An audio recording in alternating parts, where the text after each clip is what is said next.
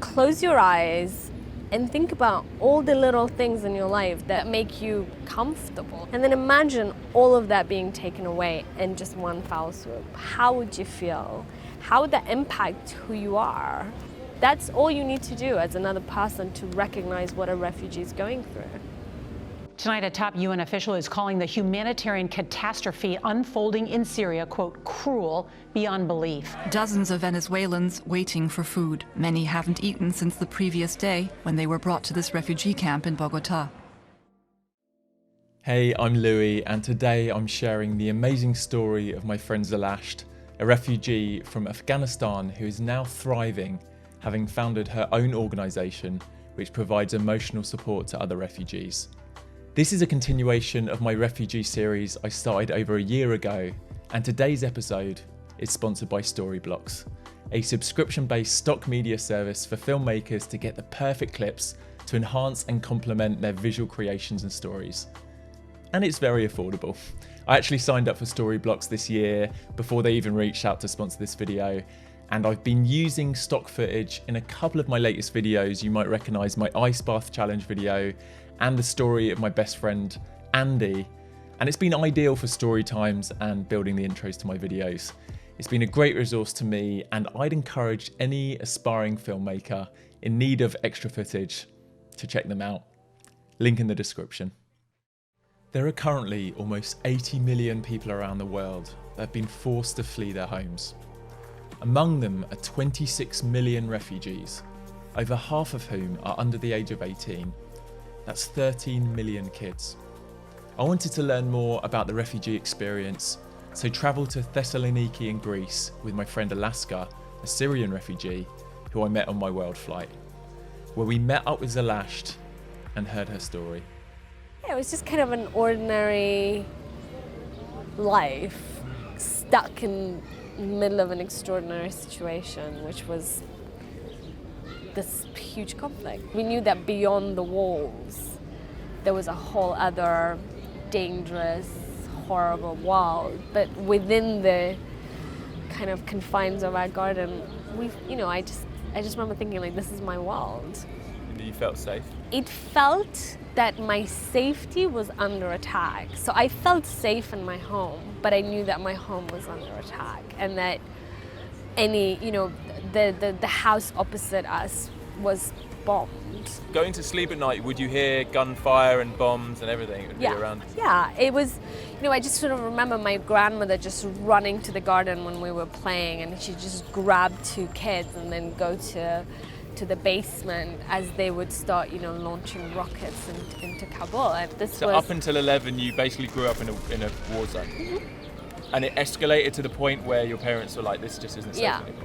It was, my dad never wanted to leave. He was always, this is our home, this is where our family is, and then it got to the point where they had to make a choice. I mean, the Kabul there was street by street gunfights between different militias. So, it was just, you couldn't go out and get a loaf of bread. Like, people were shot trying to get out and do their groceries. And so we had to leave. There was no other choice. Did you find there was a big change once you'd left Afghanistan and once you got to the UK? Was it very different for your family being together? It was completely different. I mean, it still is. I mean, we kind of still living that, because people were just sort of scattered all over. So we just lost a big part of our family life and community life. And my parents, they've never really recovered from that. What is your life now? So in 2015, I came back to the UK from Turkey. I'd been working on the Syrian border in Turkey for about 18 months, and seeing what was happening just kind of confirmed to me how important it is to emotionally and psychologically support people, because we sort of think about, when you're responding to a crisis, we think about the basic needs, shelter, food, and all of that. But there's another kind of very basic human need for emotional support, because if you've literally run out of your home as a bomb was being dropped, or you saw your child drown, or any of these things can really affect you for a very long time. So I came back from Turkey with the intention of doing something about addressing what I saw as a psychological crisis and within the refugee situation. So I came back and I started working in Calais. And because I speak Farsi and I speak a little bit of Arabic, people just wanted to talk and they wanted to have somebody listen. So out of all those different things, I started an organization called Refugee Trauma Initiative. And what we do is we build people's resilience again. So one of the things that happens if you've been exposed to something that is potentially traumatic is you close up. It's very isolating. And the way to address that is to create spaces where people feel connected again. And so we run groups where we use art, we use mindfulness, we use movement therapy to help people connect and talk and share their experience and feel like they're part of a community.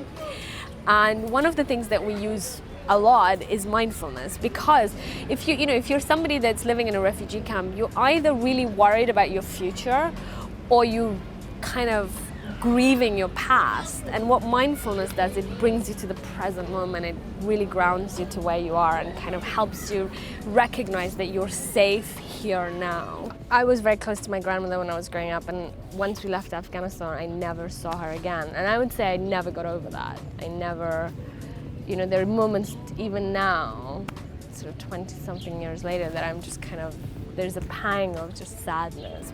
What advice would you have for people in the current situation where they are a refugee? Is there something that you would have loved to hear that you now know that you could have told yourself when you first were in the process of fleeing Afghanistan and then when you arrived in the UK? Actually, the thing that, as you say that, immediately comes to my mind, it's going to sound really cheesy, but it's completely true. The first thing that happens when you're a refugee, you lose everything. So you lose your home, you lose your job, and each juncture of your journey, you can experience hostility, and so it erodes your sense of self-worth. And people can feel like I don't matter because, I live in a tent, I've lost everything I have.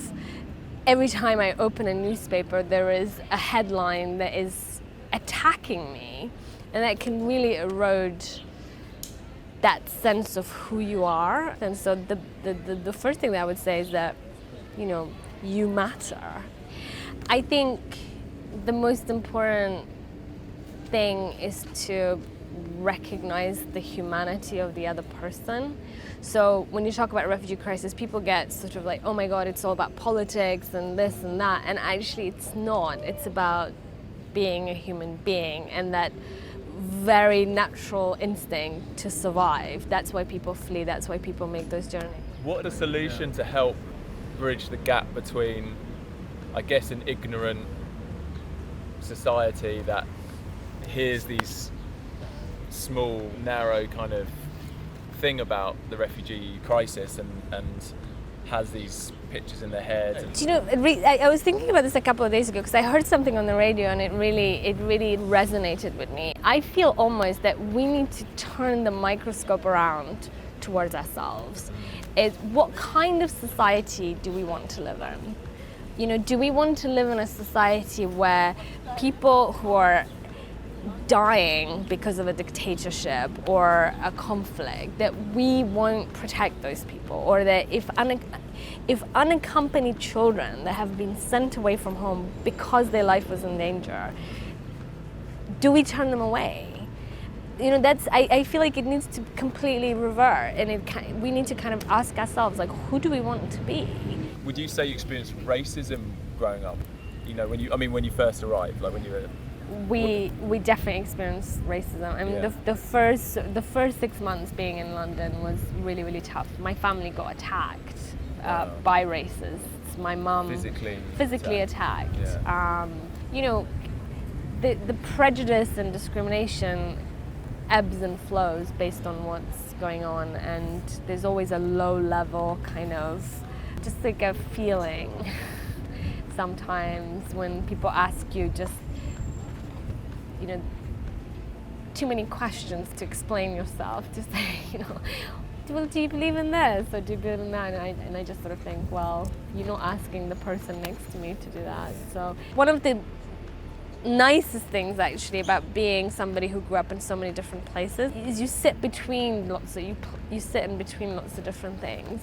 And so sometimes people meet me and they don't know what to do with me, you know, because there's all these labels that they apply, like Afghan woman, refugee, British, and all that, and it just somehow doesn't fit the categories they have in their head. And I can see them visibly kind of disorientated and trying to reconcile what they think they know about all these different things and what they see in front of them. So that's, you know, that's quite cool to kind of bring that home to people, to say, look, identity is so broad and it's so multifaceted that you can't, like, labels are helpful in some way, but they're really limiting, and to have a good understanding of the world, you need to just open your eyes a bit more.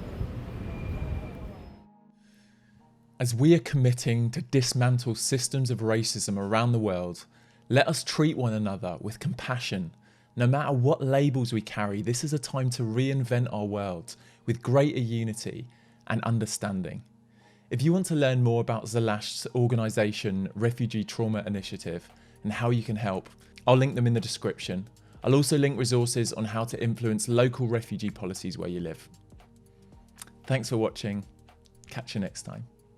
Peace.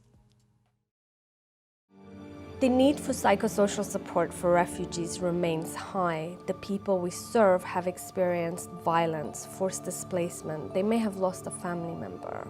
Feeling emotionally strong is crucial in building a new life in another country. This is why RTI's work is so important with refugees. We help kickstart their resilience in a situation where there's little support. The work that we do is an essential part of the response to the current crisis.